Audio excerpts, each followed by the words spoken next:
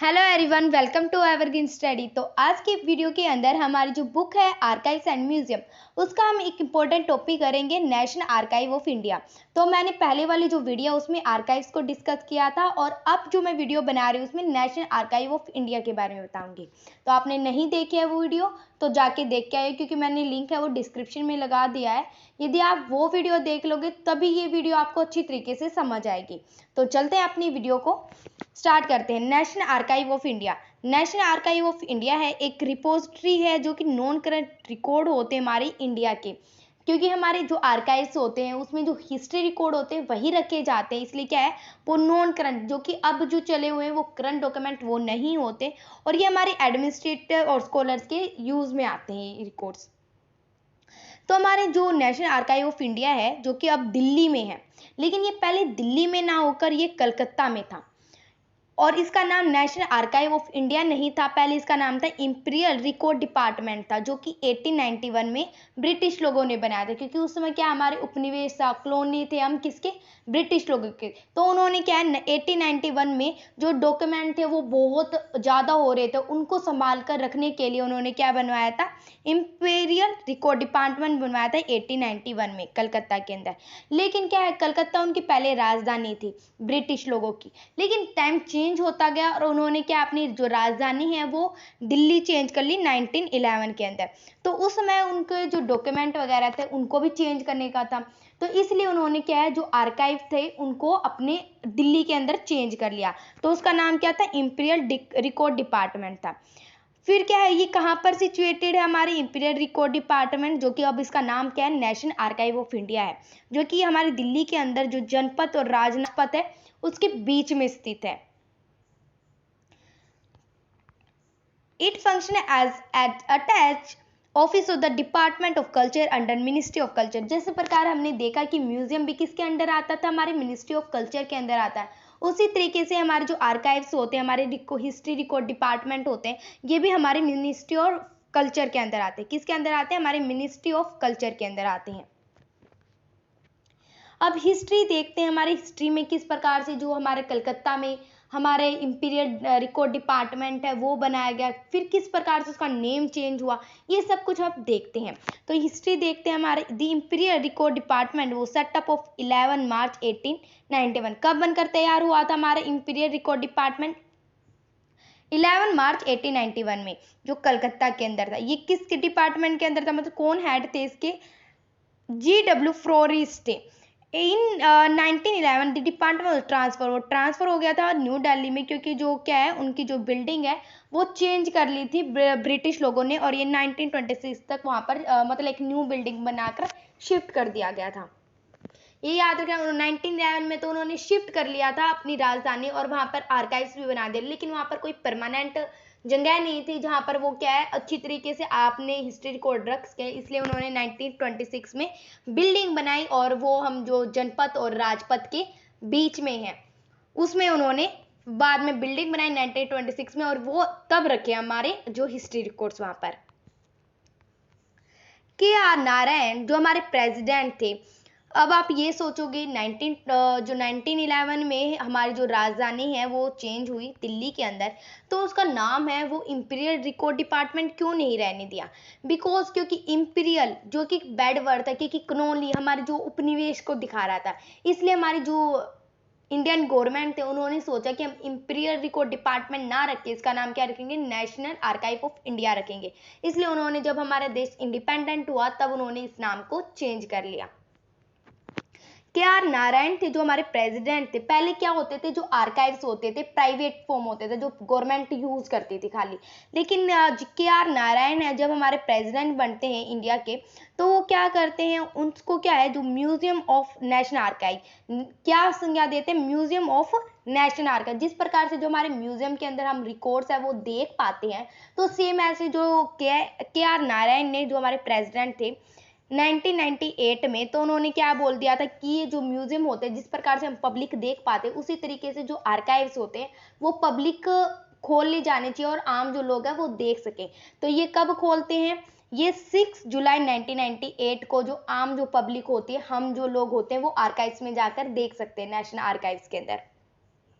This museum provide a representative overall of the multifarious holding of National Archive and promote a common man interest in the archive holding। जिस प्रकार से हमने देखा ना कि जिस प्रकार हम म्यूजियम में इंटरेस्ट रखते हैं उसी प्रकार से हमें मल्टीपल जो चीजें हैं वो दिखाई देंगी हिस्ट्री रिकॉर्ड्स कि हड़प्पा से ये रिलेटेड है, हमारी मौर्य डायनेस्टी से ये रिलेटेड है, सुंग डायनेस्टी से ये, तो ये हमें अलग अलग मल्टी वो चीजें दिखा रहे हैं, तो इसमें क्या लोगों का इंटरेस्ट होगा और वो इन चीजों को देखेंगे। जो NAI है, जो नेशनल आर्काइव ऑफ इंडिया है, हैज़ ए रीजनल ऑफिस, इसका एक ऑफिस है भोपाल में और इसके 3 रिकॉर्ड सेंटर है, मतलब वहाँ पर जो चीज़ें रिकॉर्ड होती हैं, एक भुवनेश्वर में, जयपुर में और पुडुचेरी में है। ये याद रखना, हमारा जो नेशनल आर्काइव है ये हमारा प्रेजेंट अब कहाँ है, ये हमारे दिल्ली के अंदर है, लेकिन इसका ऑफिस कहाँ है, यही भोपाल में, और इसके 3 रिकॉर्ड सेंटर रिकॉर्ड होती है जो चीज़ें भुवनेश्वर, जयपुर और पुडुचेरी के अंदर है। अब ये रिकॉर्ड्स होते हैं, ये किस किस लैंग्वेज में होते हैं ये देखते हैं। The holding in the national archive are in regular series starting from the year 1748। हमने देखा कि जो आर्काइव्स होते हैं 1748 में बनकर तैयार हो गए थे, अलग अलग जगह हम देख सकते हैं 1748 में जो हमारे आर्काइव हैं वो बनकर तैयार हो गए थे। इसमें हमें अलग अलग रिकॉर्ड्स मिलते हैं, जैसे इंग्लिश के, अरबी के, हिंदी के, पर्शियन, ये अलग अलग लैंग्वेज मिलती है। इन सारी चीज़ों में हमें रिकॉर्ड्स मिलते हैं। पहले ये papers, plum leaves, bark, birch bark और पार्चमेंट में होते थे, मतलब पहले स्टोन वगैरह के ऊपर होते थे, लेकिन क्या टाइम चेंज होता गया और इसको पेपर वगैरह पे यूज़ करने लगे। सबसे पहले हम स्टोन, कठोर धातु पे यूज़ करते थे, जैसे इंस्क्रिप्शन वगैरह होते थे कठोर धातुओं पे यूज़ करते थे। फिर लोग क्या थोड़े धीरे धीरे हम क्या मनुस्क्रिप्ट्स में लिखने लगे, लीव्स वगैरह पे लिखने लगे, और फिर आज के टाइम पीरियड में हम पेपर में लिख रहे। तो ये क्या एक हिस्ट्री रिकॉर्ड देख रहे हैं ना कि हम चेंज होते आ रहे हैं। तो ये सब कुछ हमारे कहाँ पर मिलते हैं, हमारे आर्काइव ऑफ इंडिया के अंदर मिलते हैं। The record are the 4 category, हमारे जो 4 प्रकार के रिकॉर्ड होते हैं वहाँ पर। पब्लिक रिकॉर्ड, जो पब्लिक ने दे रखे हैं वो, जैसे हमारे पहले क्या होते थे जो रिकॉर्ड होते थे वो ये थोड़ी है कि जो राजा वगैरह ने बातें दी, नहीं, जो कुछ आत्मकथा होती है, जो लोगों द्वारा फैली हुई जो बातें होती है वो पब्लिक रिकॉर्ड है वहाँ पर। ऑर्नामेंट रिकॉर्ड्स है, मनुस्क्रिप्ट्स हैं और प्राइवेट पेपर है। There has been a certain amount of criticism regarding the lack of care taken the preservation and handling of records। क्या बोल रहे हैं, लेकिन हमारे जो रिकॉर्ड्स होते हैं इसको प्रिजर्व करने में एक दिक्कत आती है कि ये क्या है, हमारी प्रॉपर वे में हमें रिकॉर्ड वगैरह की जानकारी नहीं देते, क्योंकि कई जो लोग हैं अपनी बातें, मैंने बताया ना पब्लिक रिकॉर्ड होते थे जो लोगों की बातें होती थी वो, लेकिन कई बातें क्या होती है, आप देखो एक बात के 2 मतलब, 3 मतलब, 4 मतलब ऐसे निकलते जाते हैं, तो इससे क्या है जो बातें वो बहुत ज़्यादा फैल जाते हैं। तो ऐसे हम रिकॉर्ड्स पे भरोसा नहीं कर सकते। और क्या होता है हमारे प्रिजर्वेशन में, क्या होता है जो मकड़ी, हमारे जो कीड़े वगैरह होते हैं वो उनको खा जाते हैं, जंग वगैरह लग जाते हैं, जैसे इंस्क्रिप्शन वगैरह ये कठोर धातु पे होते हैं। तो ये क्या है, इनके प्रिजर्वेशन में हमें ध्यान रखना चाहिए, क्योंकि इससे क्या हो जाएंगे, कमी आने लग जाएंगे हमारे हिस्ट्री रिकॉर्ड के ऊपर। हमारे एग्जीबिशन, जिस प्रकार हमने देखा म्यूजियम में भी एग्जीबिशन होते हैं, तो सेम ऐसे हमारे जो आर्काइव्स होते हैं उनमें भी हमारे एग्जीबिशन होते हैं। National archive of India also hold regular exhibition such as display of the declassified files of Subhash Chandra Bose. हमारे यहाँ पर क्या हुई थी, सुभाष चंद्र बोस की जो 2016 को क्या है नेशनल आर्काइव में एग्जीबिशन दिखाए गए थे, उनके टाइम पीरियड को दिखाया गया था। अब हमारा रिसेंटली एक एग्जीबिशन हुआ है 2018 में, जो कश्मीर के जो 70 ईयर्स है वो कंप्लीट हो गए थे, उसको दिखाया गया था किस प्रकार से जम्मू कश्मीर ने स्टार्टिंग की और अब जो 70 साल कैसे हुए हैं, ये सब कुछ हमारे एग्जीबिशन में हमें दिखाई दिए। कौन से एग्जीबिशन में, हमारे नेशनल आर्काइव ऑफ इंडिया में। तो ये एग्जीबिशन हमारा कहाँ कब तक चला था, ये 10 जनवरी से लेकर हमारे 10 फरवरी 2018 तक चला था। बिटवीन 1973 एंड 2003, जो 2015 से लेकर 1973 से लेकर 2015 तक हमारे 108 एग्जीबिशन हो गए हमारे आर्काइव्स को लेकर। अभिलेख पटेल क्या है, अभिलेख पटेल इज ऑनलाइन पोर्टल। जिस प्रकार हम जाके तो नहीं देख सकते, कई लोग क्या होते हैं घूम नहीं सकते, लेकिन उनके लिए क्या है कि डिजिटल हमें क्या बना रखा, आर्काइव्स के लिए बना रखा है कि आप डिजिटली क्या है आर्काइव्स चीज़ों को देख सकते हैं, हिस्ट्री रिकॉर्ड्स को देख सकते हो अभिलेख पटेल में। National archive of India reference the media and is digital collection by the internet. Internet पे हम अभिलेख पटेल आप टाइप करोगे तो आपको आर्काइव्स के बारे में बहुत सारी इंफॉर्मेशन आपको दिखाई दे जाएंगी। नेम द अभिलेख पटेल, ये अभिलेख पटेल है, ये क्या है वर्ड, अभिलेख ही क्यों लिया हमने, अभिलेख पटेल ही क्यों लिया।